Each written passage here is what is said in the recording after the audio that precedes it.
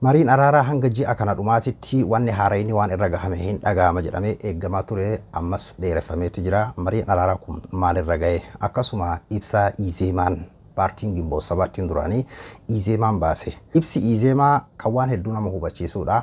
Falfalli gowwaa hin dhokatu akkuma jedhamu san. Mee ibsa isaanii kana isiniif hin dubbisa. Hoggantoota amantii, hoggantoota siyaasaatiin kan masaraa keessa jiru Ba'adin yookiin hatta oppodiyoo nuti jennu sanillee quudhuu fi dhaban jechuudha. oppodiyoo miti ሽፍታ ሸኔቲ አሁን የነገሰው አሁን መንግስቱን የተንቆራጠጠው ወንበሩን ያዘው ኦህዴድ አይደለም ኦነግ ነው። ይሄንን ታውቃላችሁ? ቀይሲ አቤካ ይሄን ታውቃላችሁ ሁላችሁ?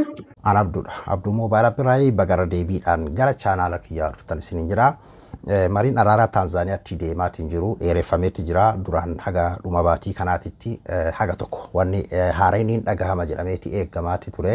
Asirratti beekan gaazexeessaan Abtaamuun maxxanse kana akkuma argitan kana jechuudha. Mariin Taanzaaniyaa odoolaa Zanzibaaritti geggeeffamaa jiru guyyoota qabameef bira darbuudhaani ammas akkuma itti fufetti jira. Mariin kun gaafa 34 bara 2023 xumurama jedhameeti karoorri qabamus hanga har'aa ittuma fufee jira. Ittuma fufee adeemaa jira.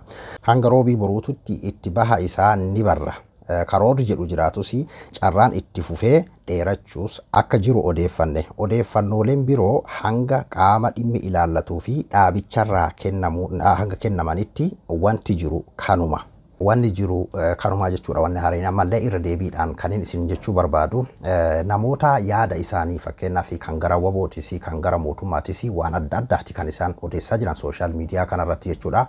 Qaama tokkollee hin dhagahina yookiin waloodhaan kan isaan gartee ibsa kennan yookiin ammoo gartee warra waan kanarratti hirmaate haga isaan ibsa kennanitti odeeffannoon biraa kan amma odeeffamu tokkollee nu dhugaa miti jechuudha.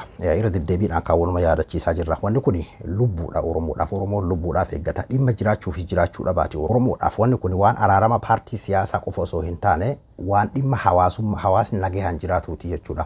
Kanaafuu akkasitti quba qabaadhaa waan TikTok irratti deemu olola adda addaa kijiba adda addaa irraa of eeggannoo godhaa. Hayyoonnis kanuma dhaamaa jiran. Oromoon bare aan dhugaa dubbachuuf akkaataa itti bilchinaan taraa tana waan kana araara kana itti eegaa jiran. Mee amma hayyoota Oromoo laalaa waan kana irratti gadi bahee kan namni tokko gartee yookiin walii galuu hin danda'anii seenaa akkanaatu jira. Abaa'uun seenaa akkanaa qaba. Mootummaan kun seenaa akkanaa qaba jedhee olola akkasii of argitanii jirtanii. Hatta karaa warra mootummaatiinis jechuun Wama fedheef waa ta'u gadi bahanii fakkeenyaaf yookiin waan akkasiin olola oofan agartanii jirtanii hin jiran jedhu hundinuu kabajamaan taa'ee eegaa jira jechuudha. Gaafa jalqaboonni kun eegalu fakkeenyaaf kan yeroo hunda waa'ee Oromoodhaa waa'ee gara araaraa kanatti dhiibaatiin ture ageessi siyaasaa haa Bashir maal jedhee an waan kanarraa waa jechuu irra cal'isuun filadhee isin hoo ka jedhu hagas qofa dubbate jechuudha waa'ee kanarratti. Haga ammaatti hayyoonni Oromoo tokkolleen kanarratti kawaa jedhan hin agarre jechuudha. Waan Oromoon ammoo gartee akkasitti akka lubbuu isaatitti dhimma jiraatuu fi jiraatuu dhabaa godhee akkasitti eeggataa jiru hawaasni yookiin ammoo waa'ee paartiin walitti araaramuudhaatiif paartii wal loluu osoo hin ta'in hawaasni dhimma jiraatuu fi jiraatuu dhabaan nageenya Oromoo fi Oromiyaadha waan ta'eef hawaasni akkasitti hawwiidhaan eeggataatiin jiru. Araarama waliigalan kan jedhu qofa yaa Rabbi nu dhageessisi. Du'aayin itti godhamaa jiru kana warri faallaa kennaa kan kaleessa gartiyaan Oromoo biyya kanarraa baraaruudhaaf qabsootti seene kan nuun jechaatiin ture har'an tana ibsa baasan Izeemaa Gaashee Birhaanuu Naggaa kana kaanii beektan akka ministeera barnootaa kan gartee gaafattoo haala addaatiin barnoota ijoollee fattanaa ture san jechuudha. Namni kun faallaa Oromoodhaati haa ta'uti kan amman tana immoo ministeera barnootaati. Ministeera barnoota biyyattiiti jechuudha. Ibsa isaan baasanidha. Waan nama ajaa'ibsiisu mee ibsa isaan baasan kan addis istaandaardii maxxanse kana mee haga tokko waliin dubbisnaa. Mariin waraana dhaabuu mootummaa fi waraana bilisummaa Oromoo waboo gidduutti Taanzaaniyaatti taa'amaa jiru irratti mootummaan uummataaf ibsa akka kennu paartiin mormaa lammiilee Itoophiyaa haqa waan qabanii fi hawaasaa fi Izeemaan akka ibsa kennuu qabu gaafateeti jira. Izeemaan ibsa caamsaa lama baaseen guyyaa har'aa jechuudha. Ibsa caamsaa lama baaseenii hirmaattota marichaa qabiyyeen marichaa waliigaltee irra gahamee fi akkamitti hojiirra akka oolu odeeffannoon gahaan uummataa fi ifa taasisuun burjaajii fi jeequmsa dabalataa akka hin uumamne waan fayyaduuf mootummaan uummataaf ibsa akka kennu gaafateeti jira. Murtee rakkoo siyaasaa karaa nagahaatiin furuuf kan deemame deeggaruu ta'uu erga ibsee booda iftoominni milkaa'ina waliigaltichaatiif barbaachisaadha jedheeti jira. Waliigalteen mootummaa Itoophiyaa fi waboo jidduutti biyya Eertiraatti godhamee ture milkaa'uu dhabuu yaadachiisee jira. Marii waraana dhaabuu mootummaa fi waboo gidduutti kibxata torbaan darbirraa eegalee Taanzaaniyaatti taa'amaa jiru haala abdii namatti horuun adeemsifamaa jiraachuun gabaafamee jira. Kuni addis istaandaarditu waan Izeemaan jedhe koppii godhanii akkasitti afaan Oromootiin maxxansan jechuudha. Maal baruu barbaade Izeemaan? Oromoon akkasitti cinqamaa jiru, kan du'aa jiru, kan ajjeefamaa jiru. Amma dura akkuma isinuu yaadattan jibbaan jara kanaa jechuudha. Kanuma namni hundinuu beeku jechuudha. Yeroo garagaraatti ibsa kennaa turan. Hattaa wanni biraa hafee bakka gartee loltoonni waboodhaa keessa socho'an qawween hidhachiifamuu qabaa hawaasni naannoo sanii akka wal fixuuf jechuudha. Furmaanni kana jedhee ibsa baasee ture. Dhiyeenyuma kana ni yaadattu. Kana qofaa miti kaa. Fakkeenyaaf Birhaanuu Naggaa amma dura mee viidiyoo turaa tokkoon isin yaadachiisa. Wayii isin jedhe viidiyoo xiqqashoota. ከዛ በፊት በፈረንጆቹ 2000 ዓመተ ምህረት በ95 በምንታሰርበት ጊዜ እስር ቤት ሆኜ ያየሁት ነገር አለ። ብዙዎቹ እስረኞች ኦሮሞዎች ናቸው። እዛ እስር ቤት ውስጥ የሚያወሩት ወሬ የሀገሪቱን የወደፊት ዕጣ ሁሉ በጣም ጥያቄ ውስጥ የሚከት ነበር። ምን በቀኝ አገዛዝ ውስጥ ነው ያለነው እንዴት እንደዚህ ይኖራል ምናምን የሚሉበት ምን ሰማይ ነበረበት ጊዜ ስለነበር እንዴ ይሄ ሀገር barakuma lama yeroo an hidhame san keessatti man hidhaa keessatti man hidhaa sun afaan Oromoo dubbatachuun kan Oromoo leen jiran beekna afaan Oromoo dubbataa achi keessatti man hidhaa guutumatti jechuun gara tokko ragaa nu ba'i gaafa wayyaane gaafa inni illee hidhame sanii beeki afaan Oromoo dubbataa warri afaan Oromoo haasa'u kuni wanni isaan haasawan hedduu mataa nagara galchee ተለቆ ፍጹም አይኖርም። ይሄ እናንተም ዜጎች ናችሁ፣ እኩል ናችሁ ከሌላው ጋር ማንም በደል ሊፈጽምባችሁ አይገባም የሚል ስሜት ውስጥ ካልከተትናቸው ይሄ ነገር በኋላ አገር የሚባለው ነገር ሊያሳጣን የሚችል ችግር ውስጥ ነው የሚያስገባንና እንደው ምን ፖለቲካ የሚባል ነገር እንግዲህ ገባሁት ከዛ በኋላ ነው ዝም ብለንማ ልናይ አንችልም። eega haasawa gartee hidhamtoota warra afaan Oromootiin achi keessatti haasa'uu fi akkas irra guddaa mana hidhaa san keessa gartee kan waan kana siyaasa biyyattii san falmachuudhaaf yookiin ammoo faallaa mootummaa ta'anii achi keessa hidhaman nama afaan Oromoo dubbatu irra guddaan Oromoodha. Wanni isaan haasawan ammoo ni qabsoofnaa haga dhumaatitti abdii muranu kan jedhu kana dhagayeera. Haasawa achi keessa dhagaheessaniini gara qabsootitti seenee jire.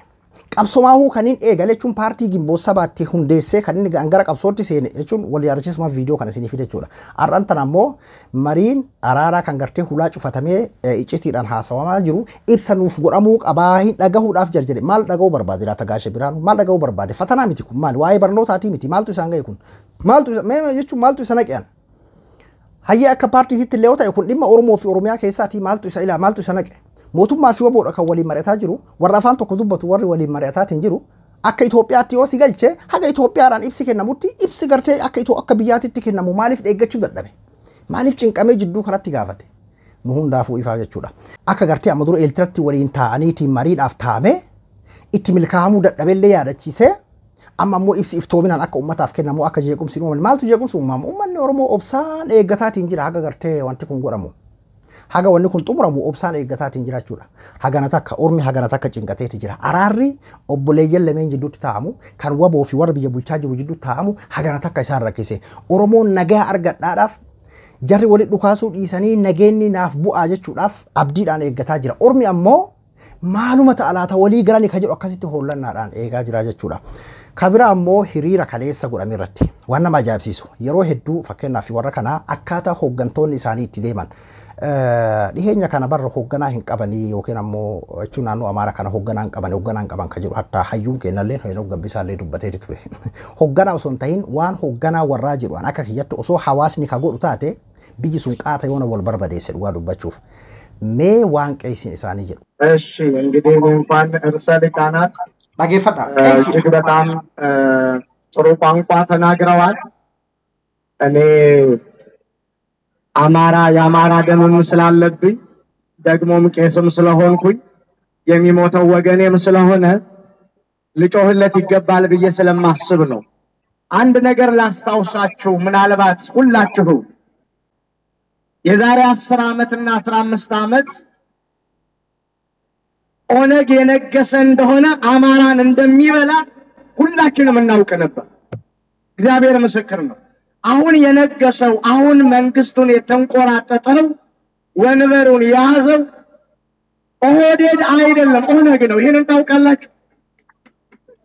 ይሄን ታውቃላችሁ ሁላችሁ? ግን ስሙን ቀይሮ ኦነግ ስለማይወደድ ኦህዴድ ብሎ መጣ እንጂ ኦነግ ነው። ስለዚህ ኦነግ አሁንም ከኢትዮጵያ ላይ እስካልተወገደ ድረስ የአማራ ደም አይቆምም። እመኑን።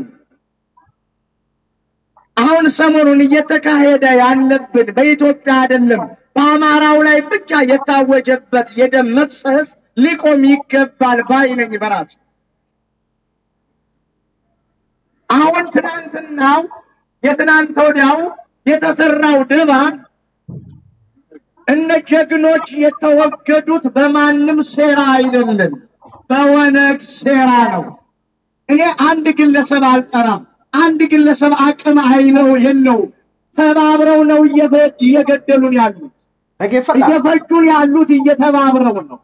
Akkuma argitan kana qeessiidha jedheetti uf himee sanuu uf beeksisee waggaa 10 waggaa 15 dura yoo Oonag biyya san qabate akka gartee biyyi sun nama biraa akka nu nyaatu keessattuu nu akka nu nyaatu jedhanii jechuun waan inni jedhe akka nu nyaatu akka gartee biyya san guutuu haala akkanaa kan akka inni godhu dubbanneeti turre. Ammantan ammoo kan biyya bulchaa jiru Ohdid Oppoodiyoomiti Oonagii maqaa waan jijjiirateef ABO waan jibbamaa ta'ee fi Oonag waan jibbeechu waan jedhechaa jira beeku. ABO Oonag waan jibbamaa ta'ee fi Ohdid jedhee uf moggaasi. Maqaa Oppoodiyoo jedhu san illee hin quudhineef. Haga biyya san keessaa Oonag haga biyya san keessaa Oonag balleessinutti Itoophiyaan nagayaan taatu Oonag sun anaafisi. Kanuma barka jechaatiin turre. Wanni gartee haalli uummanni kun itti deemaatiin jiru wanni naannoo Amaaraatitti godhamaa jiru kuni deeggaramuu qaba wanti jennuu fi yookiin ammoo bilisiginnaa taane yookiin gartee paartii wahii jaalannee osoo hin ta'ini abbama barbaadeeniyyu haa ta'u bilisiginnaa hin ta'in qaama biraatiin illee haa ta'u uummata gartee ilaalcha akkanaa kana qabu hiikachiisuun yookiin uftuulummaa isaanii sanirraa akka walqixxummaan jiru itti agarsiisuun beeksisuun dirqama waan ta'eef warra gartee waan kanarratti hojjetaatiin jiru bira deeggaruu qabnaa waan sirriitti wanti jennuuf kanaaf jechuudha. Akkamitti abbaan amantii tokko yeroo akkana jedhee wallaalaa meelaala dhugaa dubbachuuf silaa aktiivistoonni warraatii fi gartee warri abbootiin amantii akka jedhan kanatti osoo uummanni kan deemu taate an akka kiyyatti hawaasatu irra dammaqee jira warra kanarra jechuudha. Warri kun eessa jira? Bakkuma gaafa dura Miniliksan jira, bakkuma gartee gaafa dura Haile Sillaasee san jira jechuudha. Osoo akka isaan jedhan kanatti hawaasni ka deemu taate biyya san keessa maaltu akka ta'u keessattuu hawaasni isaanii maal akka ta'u meetii ilmaama. Garuu hawaasni dhugaa dubbachuu fi akka isaan jedhan san hin taane walumaan jiraataa jira jechuudha. Kanaafuu wanti deemaa jiru kanaa jechuudha. Nuti warri waliin kan dhagaa nuti darbu nuti ammoo ofii keenyaa dhagaa walitti darbuu hin qabnu wanti jennuu fi akkaataa warri itti deemaa jiru kanaadha. Kun amma hiriira kaleessa beeta mangistii Ameerikaa White House duratti kan geggeeffamedha. Innaa kanaafuu wanti deemaatiin jiru kana fakkaata. Akkasuma ka olaantummaa seeraa kabachiisu yookiin ammoo opporshiiniin naannoo Amaaraatitti deemaa jiru cimee itti fufeetti jira.